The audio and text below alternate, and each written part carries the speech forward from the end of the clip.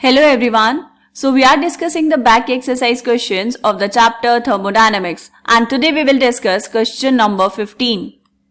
So here the question is, calculate the enthalpy change for the process CCl4 gas will give you carbon gas plus 4Cl gas, and calculate the bond enthalpy of carbon chlorine bond in CCl4 in gas phase. क्या given है बेटा आपको? Delta H nought vaporisation of CCl4 is equals to 30.5 kilo joule per mole. Delta H nought F for CCl4 is equals to minus 135.5 kilo joule per mole. Delta H nought A for carbon is 715 kilo joule per mole, where delta H nought A is enthalpy of atomisation, and enthalpy of atomisation for Cl2 is equals to 242 kilo joule per mole.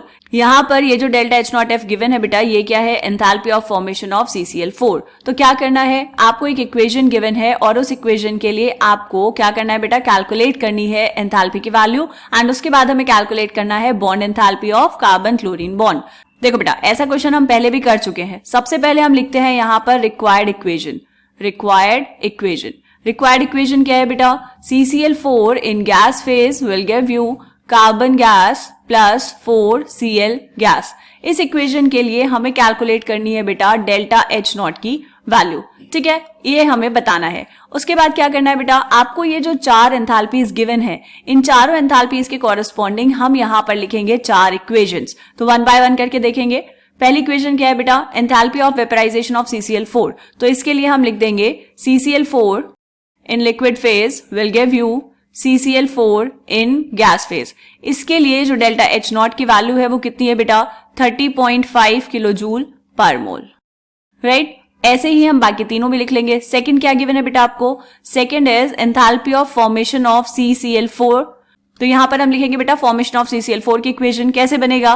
Carbon solid plus twice of Cl2 gas will give you CCl4 in liquid phase. इसके लिए delta H nought की value कितनी given है आपको? Minus 135.5 kilo joule per मोल. Next क्या है बेटा?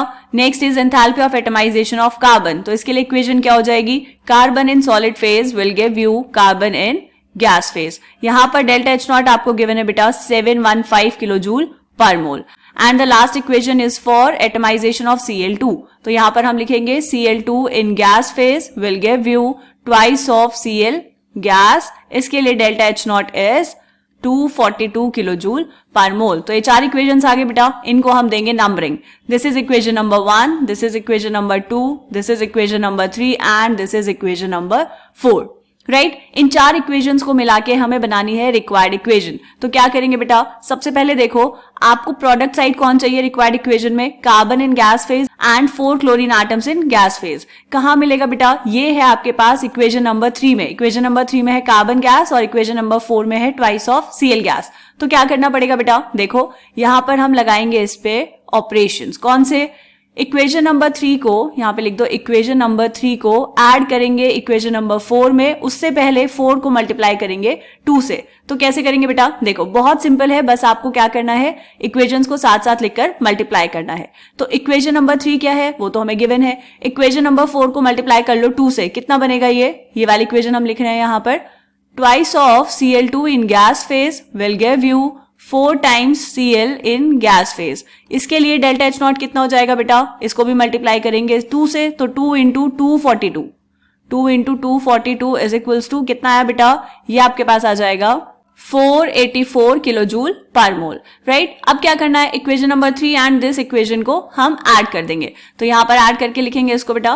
कितना आएगा बेटा? ये carbon solid plus twice of Cl2 gas will give you carbon in gas phase, या इक्वेशन नंबर 3 से, प्लस 4 टाइम्स Cl गैस. इसके लिए डेल्टा एच नॉट कितना बेटा? Delta H not is equation number 3 के लिए है एंथैल्पी 715 प्लस इक्वेशन नंबर 4 को 2 से मल्टीप्लाई किया तो एंथैल्पी आई 484.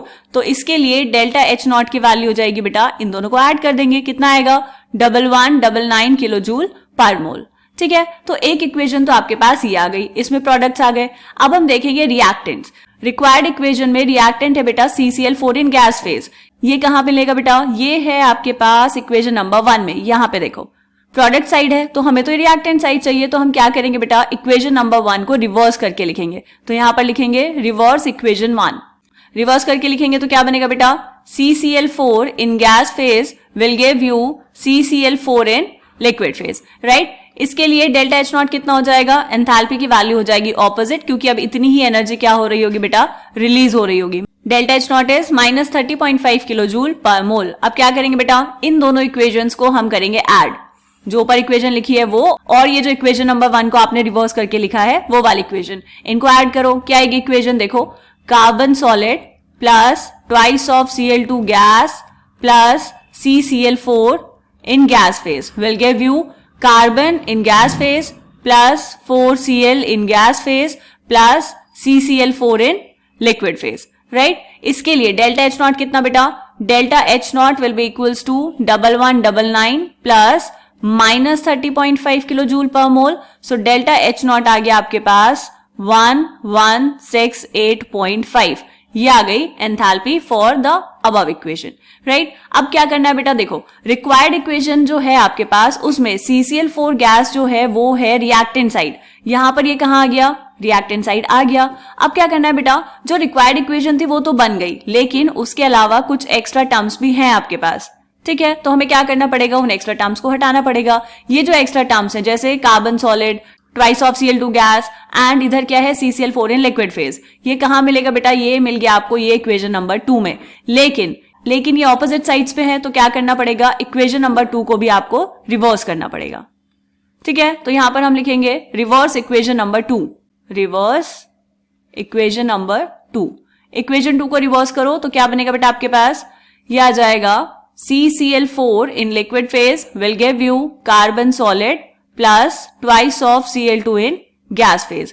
इसके लिए डेल्टा एच नॉट कितना, डेल्टा एच नॉट एस -135.5 पहले से था, तो अब कितना हो जाएगा बेटा, प्लस में 135.5 किलो जूल पर मोल, राइट?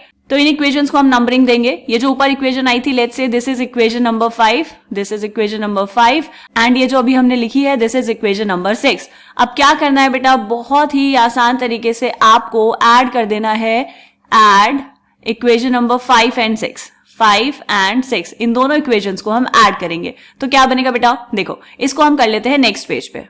तो यहाँ पे लिखी बेटा हमने दोनों इक्वेशंस, कौन कौन सी, ये है इक्वेशन नंबर 5 एंड ये है इक्वेशन नंबर 6, ठीक है? इनको हमें करना है ऐड। तो जब ऐड करेंगे तो देखो क्या क्या कैंसिल हो जाएगा बेटा, यहाँ पे ये है कार्बन सॉलिड, कार्बन सॉलिड से कार्बन सॉलिड कैंसिल, यहाँ पर ये है ट्वाइस ऑफ Cl2 गैस, इससे ये कैंसिल, और क्या बचा बेटा, नीचे वाली साइड, नीचे वाली रिएक्शन में ये है CCl4 लिक्विड और यहाँ पर ये है CCl4 लिक्विड, तो ये सब कैंसिल हो गया। अब बचा कितना आपके पास, फाइनल चेक करेंगे, CCl4 in gas phase will give you carbon in gas phase plus 4 times Cl in gas phase. इसके लिए एंथैल्पी कितनी हो जाएगी बेटा, delta H not is equals to 1168.5 plus 135.5। So delta H naught will be equals to 1304.0 kilojoule पर मोल। Check करेंगे बेटा, ये जो इक्वेशन बनी है आपके पास ये वाली, क्या ये हमारी रिक्वायर्ड इक्वेशन है? देखो CCl4 gas, carbon gas, 4Cl gas,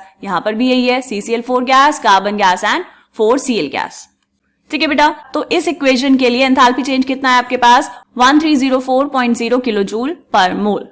done, okay. Next क्या करना है बेटा, आपको कैलकुलेट करना था bond enthalpy of CCl bond. तो यहां पर हम लिखेंगे बॉन्ड एंथैल्पी। अच्छा, बॉन्ड एंथैल्पी का मतलब क्या होता है बेटा, क्या ये हमें पता है? Bond enthalpy of carbon chlorine bond आपको निकालना है CCl4 में। देखो ये जो CCl4 है बेटा, इसका स्ट्रक्चर कुछ ऐसा होगा, ये है कार्बन और इस कार्बन से जुड़े होंगे यहाँ पर 4 क्लोरीन एटम्स, कार्बन क्लोरीन के 4 बॉन्ड्स बने होंगे, ओके। एक बॉन्ड को तोड़ने में जितनी एनर्जी लगेगी उसको हम क्या बोलेंगे बेटा, bond enthalpy of carbon chlorine bond. Total जो एंथैल्पी है CCl4 गैस की, जो टोटल एंथैल्पी है, एंथैल्पी चेंज, वो कितना है बेटा, 1304 किलो जूल पर मोल। ये हमने अभी कैलकुलेट किया है, राइट? यहाँ पर 4 बॉन्ड्स हैं ऐसे, तो आपको अगर बॉन्ड एंथैल्पी कैलकुलेट करनी है, हम क्या करते हैं बेटा, हम कैलकुलेट करते हैं एवरेज बॉन्ड एंथैल्पी। ये जो वैल्यू आई है 1304, ये है एवरेज बॉन्ड एंथैल्पी या फिर मीन बॉन्ड एंथैल्पी, क्योंकि आपको 4 कार्बन क्लोरीन बॉन्ड्स तोड़ने हैं। यहाँ पे आपको एक बॉन्ड के लिए पूछा है, तो हम क्या करेंगे बेटा, इसको डिवाइड कर देंगे 4 से। तो यहाँ पर लिखेंगे bond enthalpy of CCl in CCl4 gas is, कितना हो जाएगा बेटा, 1304 divide by 4 is equals to 326 kilo joule per mole. आपके एनसीईआरटी बुक में ये सेम एग्जांपल दिया है बेटा फॉर CH4। CH4 के लिए average mean bond enthalpy calculate की है और एक एक बॉन्ड के लिए एंथैल्पी इसकी वैल्यू वहां पर गिवन है, राइट। तो फाइनली हम क्या करेंगे बेटा, हम यहां पर लिखेंगे आंसर स्टेटमेंट। सबसे पहले क्या कैलकुलेट करना था आपको कैलकुलेट करना था बेटा enthalpy change for the given process. उसको हमने डिनोट किया डेल्टा H नॉट से, जिसकी वैल्यू आई है 1304 kilo joule per mole. And दूसरा क्या कैलकुलेट करना था बेटा, दूसरा आपको कैलकुलेट करना था bond enthalpy of CCl bond. ये वैल्यू कितनी आई है आपके पास, ये आई है बेटा 326 kilo joule per mole, right. So this is the answer statement. ये हमेशा लिखनी है बेटा, क्वेश्चन जब आप सॉल्व कर लेंगे तो उसके बाद हमेशा मेंशन करेंगे कि जो क्वेश्चन में पूछा गया था वो आपने क्या सॉल्व किया और आंसर क्या आया है। फाइनल आंसर आपको हमेशा लिखना है, क्लियर। तो यहां पर देखो कैसे किया बेटा हमने सॉल्व, रिक्वायर्ड इक्वेशन लिखी, उसके बाद जो आपको एंथैल्पीज गिवन थी उनके कॉरेस्पॉन्डिंग हमने रिएक्शंस लिख दी। फिर क्या किया, उन रिएक्शंस को देखा कि आप कैसे रिक्वायर्ड इक्वेशन को बना सकते हैं। ये जितने सारे स्टेप्स मैंने किए हैं बेटा आप इनको और शॉर्ट में कर सकते हैं, लेकिन हमने यहाँ पर एक एक रिएक्शन को साथ साथ लिखा है ताकि आपको इक्वेशंस करने आए और हम बीच में कंफ्यूज ना हो, क्लियर। तो यहां पर आप इसको प्रैक्टिस करेंगे, फिर लास्ट में फाइनली ऐड करके रिक्वायर्ड इक्वेशन आ गई, यहां पर आपकी डेल्टा H नॉट की वैल्यू आ गई। ठीक है बेटा, तो ये हमने सॉल्व किया क्वेश्चन नंबर 15। मिलते हैं नेक्स्ट क्वेश्चन में, तब तक के लिए बाय बाय।